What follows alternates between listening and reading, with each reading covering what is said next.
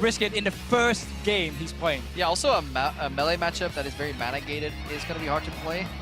Oh. New Twitch could be very interesting for one. We at least see a heal. Doublelift makes it into the bush first. It gets That's really good. a few hits up, but again, We1less can recall. Yeah, he can base, but having control of second brush is important. And Twitch poison. the poison actually making it harder for We1less to recall. So by the time he's back in base now, minions should be ready to spawn and might cost him just a little bit in the end, because there's the minions. It doesn't matter that he's in time for experience. It matters that he loses right to first engagement on the wave, which means Doublelift will have the push going, and that is very needed for Twitch. Yeah. If you push in an 80 carry like Twitch, he's going to suffer. And one of the big things, especially when one guy is slightly behind on how fast they make it to the middle, is if you can make it into the second brush, like the enemy's brush, it's so easy for you to like weave in and get like again that green phallus gives extra auto attack on them, making it much harder for them. Chain first from We1less does deal a lot of damage if you get the second proc. It works if you're behind, because you know this 80 carry is going to kind of start walk up on you. Like right there, but Doublelift still had to push. Notice how he did. Once he's 1 minion ahead, he knows he can actually go for little trades in between as well. That's strong from Doublelift. Yeah, what Doublelift also can do in this matchup, now that it's against an AP champion, is go Hexstringer. Of course. Which is so huge with Hexstringer, Barrier, Exhaust. Like, there's so many defensive tools against like a lot of burst from another champion, making it much easier for him to win trades. But that's obviously in 1300, 1400 gold. Yeah, we're also about to witness the main weakness of a LeBlanc pick is CSing on a turret.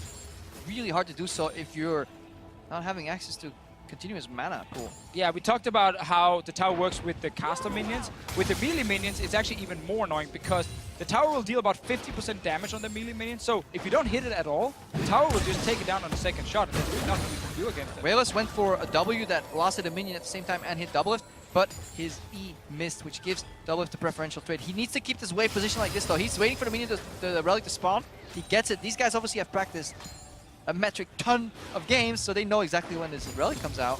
Yeah, LeBlanc will keep missing CS on the tower 100%. And also allowing Doublelift to throw the poison down exactly where he did it here. So We1less has to decide between standing in the poison and getting the last hit. But Doublelift just took a power shot there. That's the problem. This poison will continuously give you tower aggro the second you step forward, because Doublelift was setting up to punish We1less when he went for a CS, but the tower triggered a lot earlier than he expected. And this was huge, because Doublelift instantly used Exhaust. We1less kept his. He went for like a bait all-in, where he goes for the summoner spell, jumps instantly back, and now, because he has Distortion, he can close the gap again with Exhaust. He can go for a fake base into Q. Oh, he tried to. Because the chain is down. If he use the sweeper! There we go. Damn, I got so into that. Don't yell that loud, man. Ah! We can hear. They're like really close. Got the spot. That's why you go with sweeper. You actually can't go any ward trinkets anyway, because they wouldn't make any sense on this map here. And We1less again, he wants to jump in with Distortion, Exhaust onto Doublelift, and try and all in him in that potential trade, but there is still barrier for the Twitch. Well, this is going to be a big punish. Second, the W misses here. The momentum shifts to Doublelift. The lane is neutral right here. Doublelift has access to the creeps earlier. Look, yeah, he's just going to use that W for wave clear. Doublelift taking control again on the matchup. Definitely, but We1less constantly moving forward. It seems like he just wants a bit of poke damage. Now Doublelift will have to be so careful, because We1less can actually engage and take him down. I like how We1less is just playing like the poke game. It looks like he's all-inning every time, but he instantly jumps back. Yeah, Doublelift sitting on 1200 gold, going to base here. Bought a Thorn's Blade, and then we're like, whoops, wrong item, sold it again. And of course, it's going towards Hexstringer. We1less might have to just push this out and go back, because he doesn't want to be this many items down. But once level 6 first, most likely.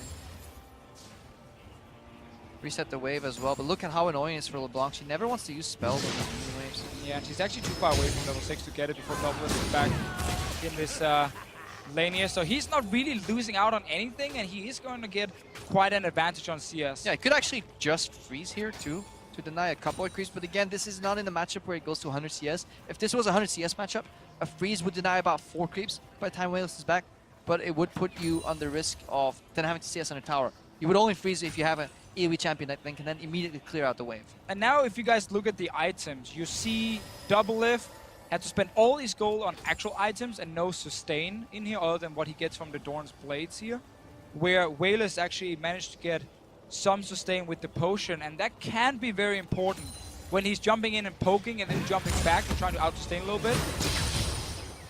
We are looking at a minor experience advantage for Doublelift, though. This may just end Once he hits level 6, he is super close right now. You guys can't see it from the camera.